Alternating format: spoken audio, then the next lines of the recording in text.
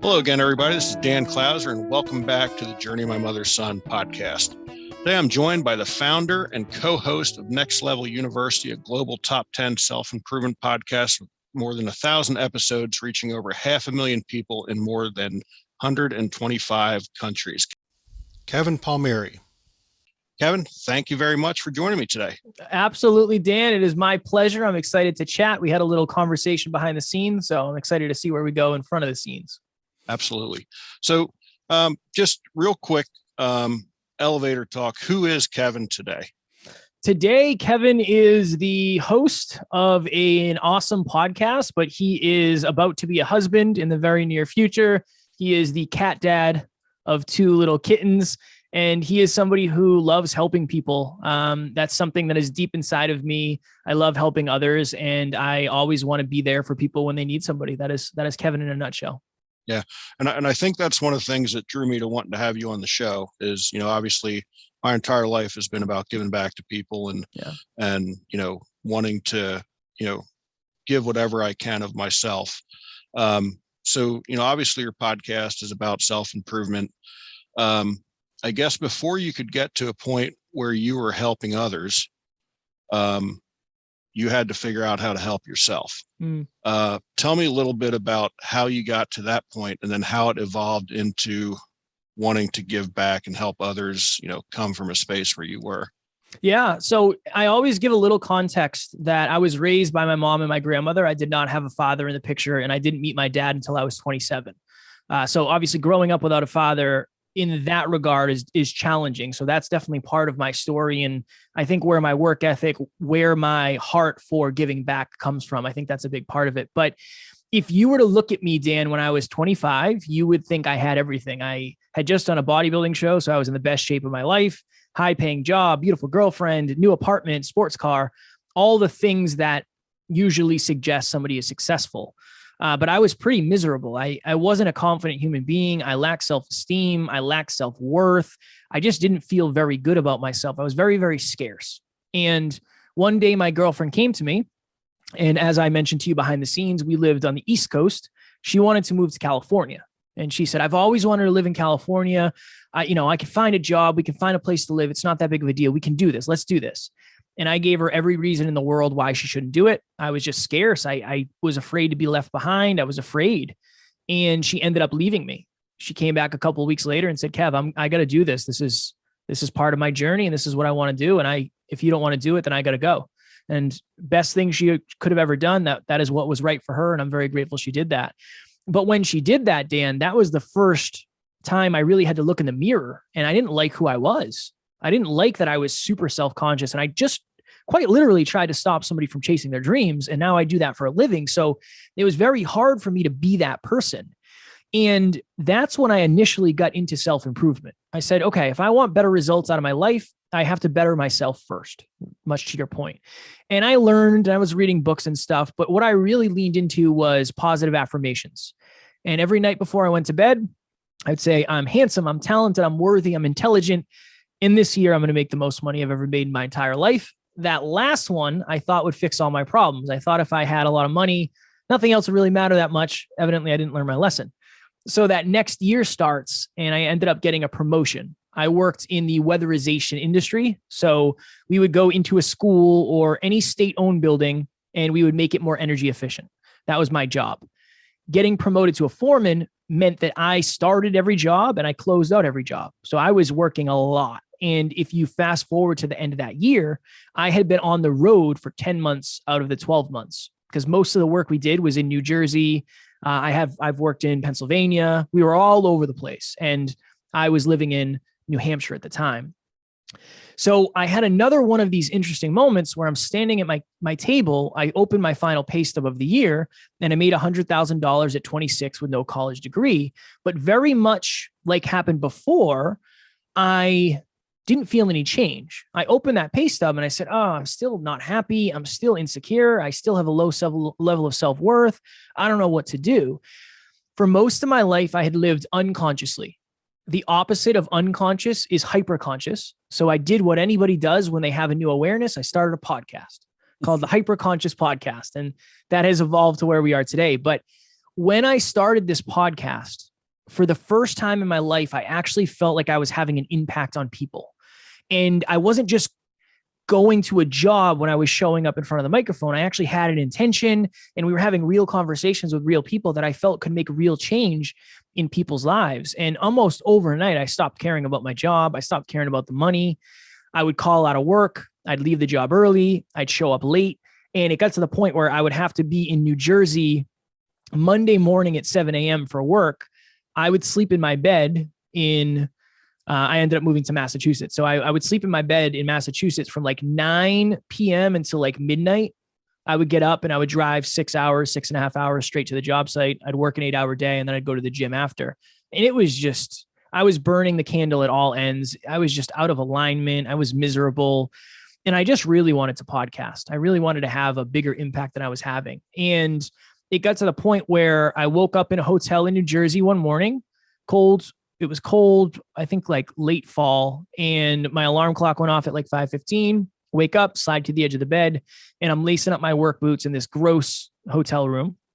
And the best way to explain it is there's 10 televisions on in my head at the same time, and every single one is on a different station. And one is saying, you're stuck here forever. You'll never make this money again. Like, you're never going to make this kind of money again. If you do leave, what will your friends think? You make more money than all of your friends. They kind of look up to that. What will your family think? Your family, they look up to the fact that you make so much money. And what are you going to do? You're going to be a podcaster? That's what you're going to do? And I didn't believe that was possible. And in that moment, I genuinely felt like if I was to take my life, I would take my problems with me. Now, luckily, I didn't have a plan, or I wasn't following through with it, but this was a really dark time in my life because I was really thinking about it. I messaged my buddy, who is now the CEO and the co-founder of the company, and said, hey, I'm going through it. I don't know what's going on. I'm having these thoughts. I don't know what to do. And he said, Kev, so much has changed for you over the last few years, but many of your environments are the same. I think you need to change your environment. And I said, okay, I don't really know what that means, but we'll figure it out, I guess. And I ended up leaving my job with a lot of his help. I ended up leaving my job 3 or 4 months later, and I became a broke entrepreneur for the next 3 years.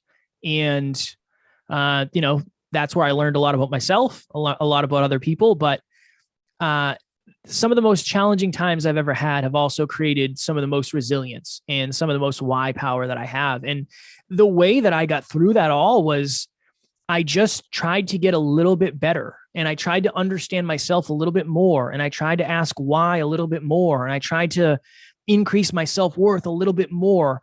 I think that we see people, and even in that story, it's rock bottom to quote unquote success, but there was a billion steps in between. Every day it was something little. I did not wake up and go on stage and then, have a 6-figure business. It all started small, and it still grows little by little by little by little. And I think that's the name of the game, small improvement over time. Yeah, no, I love that. And, I think, it's funny, hearing kind of your story going into podcasting. I mean, I've actually been podcasting since 2012 before most people even knew that there was a thing called a podcast. I had no idea what it was. But I ran a, youth nonprofit organization, youth sports nonprofit organization. And I was approached by, I was invited to come in and do a podcast. And then afterwards they were like, hey, you should do podcasts for your organization. And didn't really, think a whole lot about it, but I took the bait and I did it. And, then it was just really about getting sponsors on and, telling why they support the organization, getting our alumni on and telling, what they did for the organization. And then as we approach this next chapter of, driving around in an RV, I went to my producer at the time and I said, look, I really have enjoyed, doing the podcast. And, one of the things, the title of the podcast, The Journey of My Mother's Son, comes from, the inspiration that I had for doing this, which was my mom just taking off in an old 1967 Plymouth Valiant and, seeing the country. And I remembered, after she had passed, looking through her journals and stuff and reading about it. And once I finally got my wife to, agree to do this, because it wasn't, she wasn't in with both feet from the start. Mm-hmm. I said to her, but, how cool would it be to actually tell these stories in real time as well, on social media and through podcasting? I'll talk to Tony and figure out how to do a podcast on my own. I don't necessarily need her to produce it for me and everything like that. So, so the fact of telling these stories is really what inspires me, and to get guests like you on, I don't know if this conversation will inspire, one person or 1,000 people, but in my mind, as long as it inspires one person, we've been successful by having this conversation. So I love getting, a large diversity of guests on here and telling their stories and, hoping that it inspires someone. So, when you took that leap, then, you said, you went to, earning a lot of money, but completely unhappy, which I think, a lot of people need to understand is money does not necessarily equal happiness. Correct. To being broke entrepreneur for 3 years. I love that.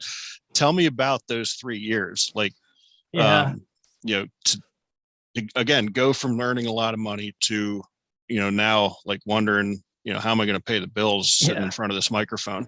It's the worst. I mean, so one thing, and I think you'll appreciate this, Dan, one thing about me is I try not to sugarcoat what doesn't need to be sugarcoated, because I don't want it to sound better than it is. I want it to be accurate in case you're going to make a decision based on what you hear today. I went from, I was making anywhere from $75 to like $120 an hour, because we work for the state. Every state pays a different rate, right? That's just how it works. So there was times where I had checks that I didn't even cash because it was like, I don't need the money and I don't feel like going to the bank. This was before you could take pictures of your check and do that. So it was, what I will say, and I had a buddy who just left his job to pursue his dreams, and he said the same thing.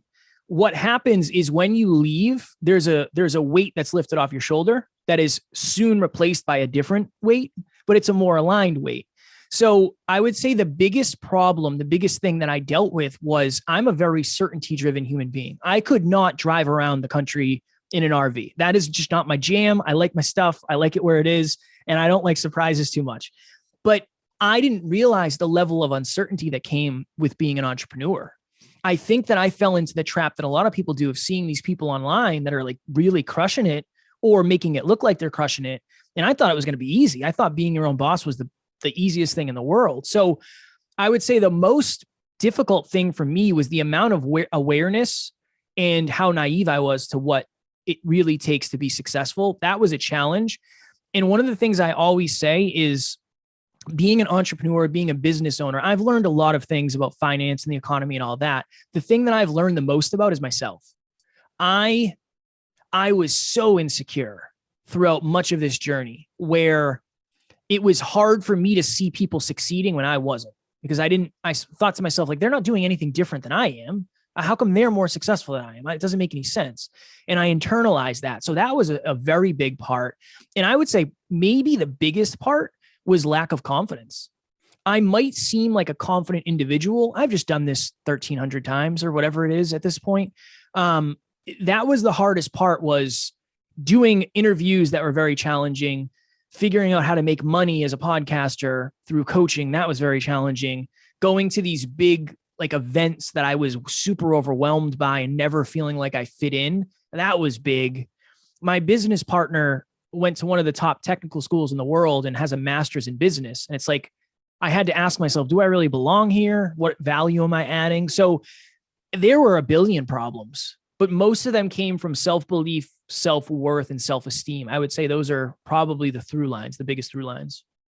So during that period, was there a time where you thought, you know what, I got to go get a job? No. And I think the reason is I wasn't doing it alone. I remember when I told my grandmother, Mima, we call her Mima. I said, Mima, I left my job. And she's like, oh my goodness, what have you done? And I said, yeah, I know. It sounds crazy, but we're going to do this podcast thing. And she said, you got to go get another job, Kev. You got to go get another job. And I said, Mima, I will never punch a time clock for somebody else again. I will die before I do that. I have to try this.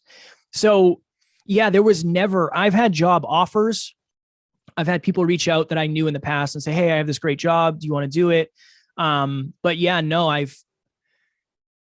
think that what I tap into is, for me, it's more about the mission than anything else. when I was broke and chasing dreams, I was still happier than I was when I was making more money doing something I hated. And I know if you're listening, that might not land. And I understand it wouldn't have landed for me.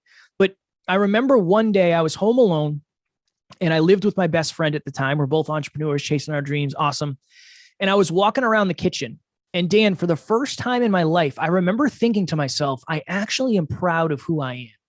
Like, I'm actually proud of who I am, my character, the work I've done on myself. I didn't have any money. I was very broke at the time, but there was some peace of mind with the fact that I liked who I was. And I never really got that before. Even though I had all the money and all that, that never really hit me. So maybe it's something you got to feel for yourself. Maybe it's one of those things that you just have to experience for yourself. But yeah, I had more alignment and more fulfillment being broke chasing dreams than I ever did doing the other stuff. So I never wanted to go back. Yeah, no, I can relate to that completely. I mean, when Sandy and I first embarked on this journey, I had all kinds of stuff lined up, from consulting with youth sports organizations and all kinds of other stuff. And then, this weird thing, I don't know if you heard of it, COVID hit. I've heard of it. Yeah. Yeah. And the world just stopped and youth sports stopped. And there was, this kind of like, wow, what are we going to do now? But we also were like, we're still going to do it. We're still going to do it. We're still going to take that leap and we're going to figure it out, And so I can definitely relate to that, where you still felt more fulfilled, even though you didn't have that, constant income, coming in. So, with, the things that you guys are doing, the podcast, the live events, what is it that drives you to keep, you guys are over 1,000 episodes. What is that drive to just, keep at it every day? It comes from a lot of places. I think Alan and I both have a deep belief. So Alan was raised without his father. His father passed away when he was 2. We both have a deep belief that if there was self-improvement in our lives and the lives of our families early on, we wouldn't have gone through what we went through. And there's just a deep belief that we can use that pain to solve other problems or prevent people from feeling that pain. That's one of the things. And there's like a new fire lit under our butts for sure that I don't want it to be from a place of ego, but, and you might have experienced this, Dan, you've interviewed a lot of people. Not everybody is who they say they are. And there's a lot of people who say like, yeah, I'm doing this for this reason. I'm doing this for this reason. And then you find out like it's all smoke and mirrors. That's all BS. That's not why you're doing this. So I think that at this point we feel the responsibility to say, look, this is who I am. This is real. This is authentic. This is me trying to be the realest version of myself. I will not tell you it will be easy. I will not tell you it'll be harder than it is. My goal is to just paint an accurate picture of what getting to the next level looks like. I don't want to sugarcoat it, because then if you start and you fail, you're going to think you're terrible. When realistically, maybe you've been set up for failure by other people who say, well, it's supposed to be easy. You don't have to work hard for what you want, or you don't have to sacrifice, or you don't have to struggle or maybe suffer in the future.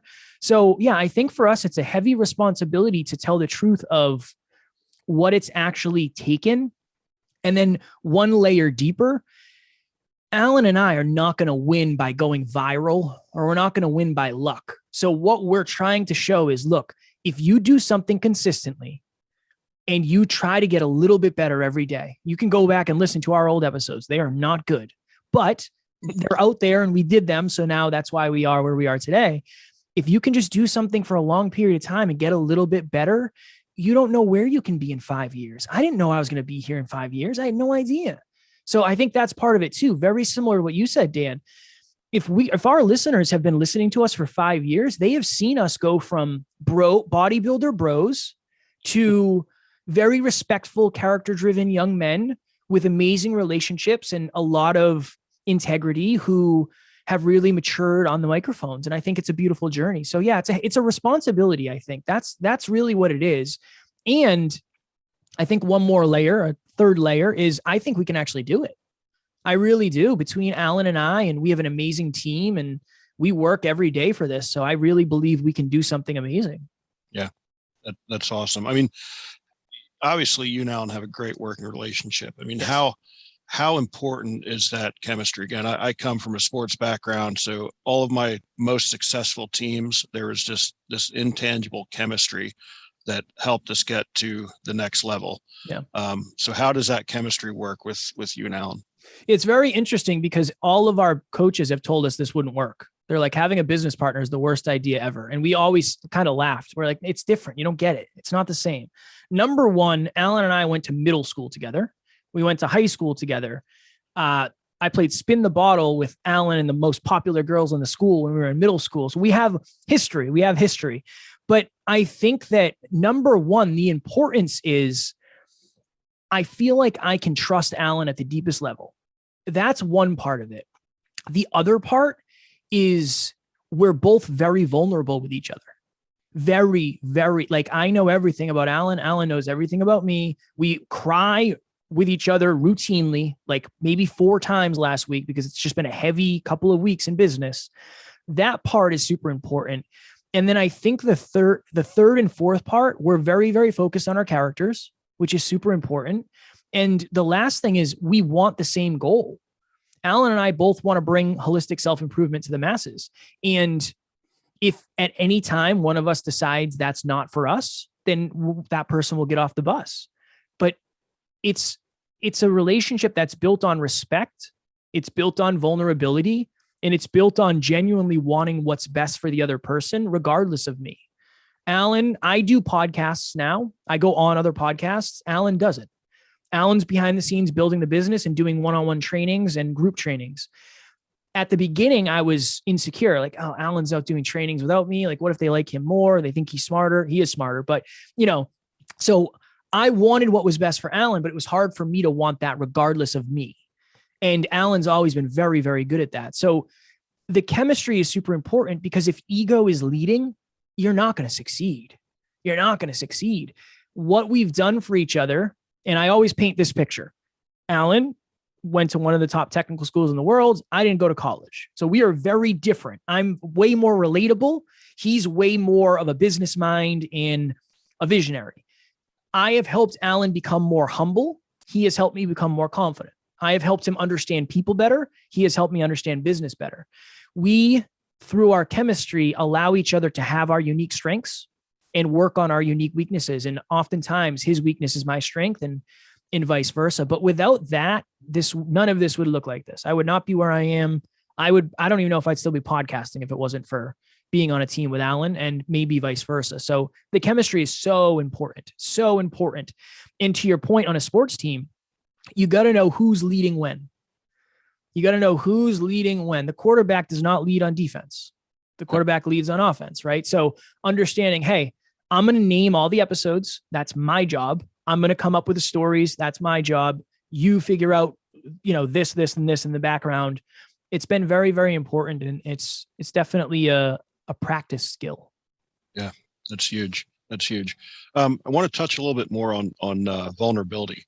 You brought that up. I know for me, as I was writing my books and stuff, there's a lot of instances where I'm putting myself out there and being vulnerable. And I think, a lot of times, especially as males, it's something that society tells us that we shouldn't be vulnerable. We need to be strong. We need to be brave. But yet I think in many cases, being vulnerable is about as brave as you can possibly be. So, tell me a little bit about, your feelings, not just that vulnerability between you and Alan, but, the vulnerability that you share with your audience and some of the stories you tell. Yeah, I think that one of the interesting things of us is when we started this podcast, I expected to be talking to men. I thought, okay, I'm a man, I'm a bodybuilder, I have tattoos. That's who's going to listen. And then when we started doing the research, it was almost all women and people who identify as women. And that for me started to shift everything. I realized there's no reason to have an ego here because it's not going to help. It's going to make things worse. So I think it felt it felt empowering in a way to be able to be vulnerable.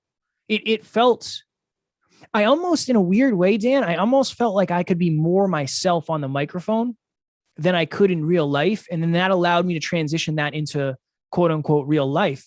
I just practiced in front of the microphone so much. And I think one of the things is, number one, I had a deep belief that nobody would reach out and give me crap for it. That's always kind of like, I don't really get a lot of hate. I know I will, and I'm sure there's people who don't like me, and that is par for the course, obviously. I haven't had a lot of people reach out. I don't know if it's because I used to train martial arts or whatever, I don't know if that helps, but that's been part of it. But I've always thought to myself, like, what if I say something that resonates with somebody and they make a change because of it? What if I'm the one who's brave enough to say something that gets somebody else to say, yep, same, me too. Alan and I went on a podcast. We interviewed somebody. She's a family therapist, or licensed marriage and family therapist. And we were talking about how I had dealt with a porn addiction. And after, Alan was like, dude, I can't even believe you said that. That must've been so hard. And I said, no, was somebody going to reach out and say, hey, you suck for being addicted to porn? It's like, no, the vast majority of people are. So I know that I'm talking to a lot of people. Whether or not they want to listen, that's up to them. But I feel safe enough in my own self-worth, self-esteem, self-confidence, and my own character and who I am as a human being to share that. So yeah, I think it goes to the responsibility of, if I'm ready to talk about this, I feel the responsibility to do it, because maybe it'll help somebody else talk about it. And I think the other part of it too, Dan, I talk about my rock bottom moments so often that at this point, that's a scar. That's not an open wound. I can talk about that. That doesn't bother me at all, because I want to empower. So I think anybody out there who's struggling with vulnerability, you have to understand the difference between an open wound, something that is still hurting you, versus a scar that is already healed up and it has some scar tissue around it, and you can actually talk about it without reopening the wound. Right. Yeah. And I mean, isn't part of just self-improvement, just again, taking that ownership of your past actions anyway. So, if there's something, whether it was a former porn addiction or anything else, if you're not able to talk about it, you're not really, you haven't really improved at least that part of yourself. Yeah. So, taking ownership, I mean, how big of in like the coaching world and everything, when you're dealing with clients, that's a tough obstacle for a lot of people. So, you as a coach to get, the people you're coaching to take that ownership, how do you work that into because that's really where it starts, does it not? Yeah, I think it depends. And again, there's layers to everything, but when people think of ownership, I think naturally they think of ownership of mistakes.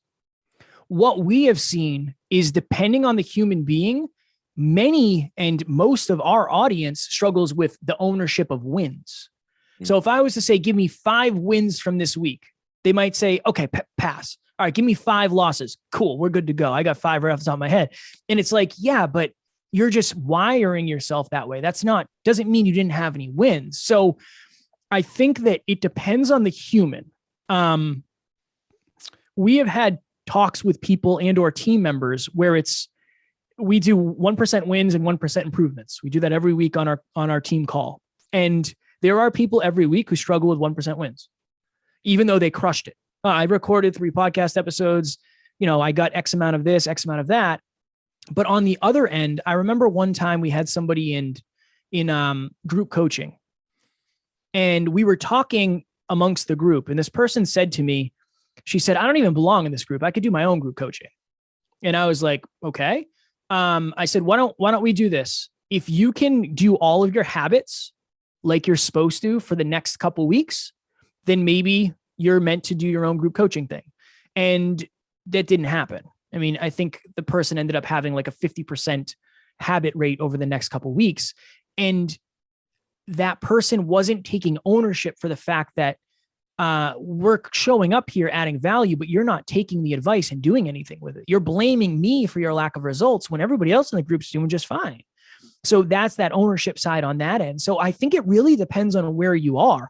One level, it requires self-belief and self-esteem to say, you know what? Yeah, I actually am going to take ownership for my wins.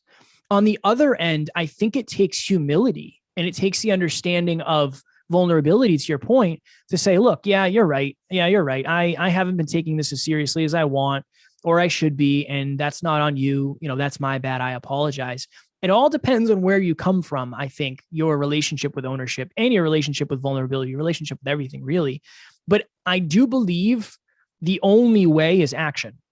Yeah. You have to take action, get a result, and then check in with what your natural tendency is. Either I'm worse than I think I am, or I'm better than I think I am. I don't know that anybody is fully accurate.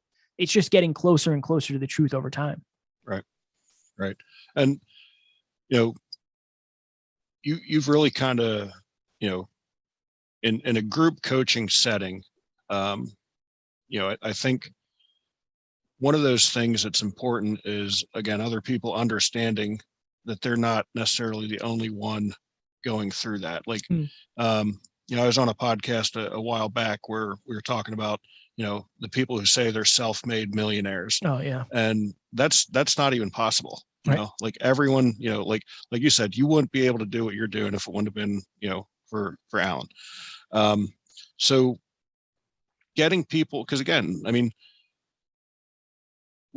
humans are weird creatures. You know, it's like we do long for connection, but many times we're pushing it off. Like we won't let our guard down. So when you're in that group setting, you know, breaking down those barriers and making everyone feel like they're in a safe place, you know, what is it that you do to make that happen so everybody can be their true self and be 100% vulnerable and be okay with it? Yeah, I think transparently, I don't think people are 100% vulnerable. I think that's the goal, but I think it's a challenge for anybody to be that vulnerable in a group setting. There's always a couple people who are very high levels of self-belief who kind of run the group. That's just the way it works. I think it's, you know, leadership in general. What we try to do is we say, number one, this is totally private. These are recorded, but they only go to the group so everybody in the group can see them. Nobody will ever see these. We're not going to talk about it publicly. It's completely private. But I would say from a leadership standpoint, we try to be as vulnerable as possible. There are stories I can tell in group coaching that I cannot tell here.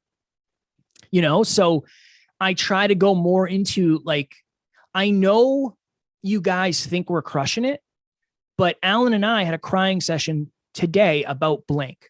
And oftentimes it's what we're talking about. I mean, we talk a lot about outgrowing people. That's painful. It sucks. It's so difficult. It's challenging, but everybody deals with it.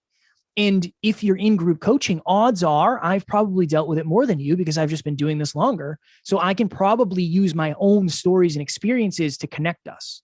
So I really do think it's from the leadership standpoint of saying, look, we're going to be honest and I want to connect with you and I want to be transparent and vulnerable. And I'm just going to tell you the truth so you feel comfortable enough to tell me your version of the truth. And I really do. I think it's from a leadership standpoint. A lot of people say something, but they don't necessarily do it. And then I think the other part of it is Alan and I try to practice active listening mixed with, one of my favorite things to say is I understand at the level I understand. So I cannot imagine what it's like to try to record podcast episodes in an RV traveling. I can't even imagine, right? I can only understand to the level that I can understand. I've never birthed a child. I don't know what that's like. I've never had kids. I don't know what that's like. So we try to practice listening with empathy and really just through our communication, making people feel like they are seen, heard, valued, and understood. I would say that. Yeah. Yeah. Well, the key, just so you know, if you ever do decide to do the RV thing, the key is good Wi-Fi. That's the key. So we're actually in Pennsylvania for a while now, and I'm actually in my brother's basement right now. But a good hotspot, good Wi-Fi, that's the key to podcasting on the road in an RV. Just I know you said it wasn't for you, but you never know. I'll take it. Leave it open, you know? Yes. So we're just about out of time, but anything that you want to talk about that we didn't cover before I get to my final question? Yeah. One of my favorite quotes is, your reality becomes the parts of your imagination you hold on to and pour into the longest. And one of the things I always say, because human beings, I used to lose sight of this when I heard people's stories. So if you lose sight of it, maybe this will help break things loose. I had a podcast called the Hyperconscious Podcast in the very beginning, all by my lonesome, just me doing it. And episode 7 was called Chase Your Effing Dreams. That was the title, not the best title looking back, but that was the title. And in that episode, I said, you know what I really want? And I just imagined this and I felt this and I intended on this and I put it out there. I said, in the future, I want to wake up when I want. I want to podcast with amazing people. I want to go to the gym when I want, go to sleep when I want, have an amazing relationship. I want to be my own boss. And here we are 1,000 episodes later. And that's what I get to do every day. But that is something that I held so close to my heart. That is something that was just in my imagination at one point that I kept trying and I kept focused on and I kept pouring into. But I also believe it's something that I am good enough to do. So yes, hang on to your imagination and make sure you're pouring into the things that you really want. But also, and this is the no BS heart-driven side, not everybody is going to accomplish everything. And that's okay. I am not going to play in the NBA. I'm 5'6" and I can't shoot a ball to save my life. It's not going to happen unless I put every moment of every day for the rest of my life, and maybe it would happen. But I'm way better off being a podcaster. I will be more successful as a podcaster than I would in the NBA. So just that understanding, hang on to the stuff in your imagination, figure out what you could really, really, really do and really, really, really be good at. You don't necessarily have to change the world. You can start by changing your world, and you can change your family's world and your community, your town, your state, whatever it may be. But yeah, that's what I would say. Hang on to your imagination because that's what's going to create your future ultimately. I love that. I love that. Thank you. And so Kevin, how do people get a hold of you? If somebody wants to check out your courses, check out the podcast, where do they find Kevin? Yeah, I always say, listen to us on any podcast platform. Just search Next Level University. You'll find us. We're also on YouTube as well if you want to watch us on TV. And then our website is nextleveluniverse.com. We're in the process of getting the other domain. And if you want to reach out to me, you can follow me and connect with me on Instagram at NeverQuitKid. If you follow me, I'll send you a video. Dan followed me today. I'll be sending you a video sometime this week or next week. So that is how I welcome people into the community. Cool. Awesome. So as you know, the subtitle of the podcast is Many Little People in Many Little Places, which comes from the opening lyrics of a Michael Franti song called Gloria, which go, when many little people in many little places do many little things and the whole world changes. What's one of the things that Kevin does on a daily basis to make the world a little bit better place? My goodness. I would say podcast. There's a reason we do it 7 days a week. That way, every single day is an opportunity to get a little bit better. And if you want to get better, we will be there. That is our commitment. We will not miss no matter what. I mean, unless something tragic happens, but if something happened to me, Alan would record the episode and vice versa. So that is what we do every single day to make the world a little bit better. Love that. I love that. All right. I really appreciate the conversation, Kevin. For folks out there listening, be sure to go to my website to check out my other podcasts and blogs at danclouser.com and hop on over to Amazon to pick up the most recent copy of The Journey of My Mother's Son, paperback or hardcover. Kevin, again, really appreciate the time. Enjoyed the conversation. Likewise, Dan. Thank you so much for having me, my friend. You bet.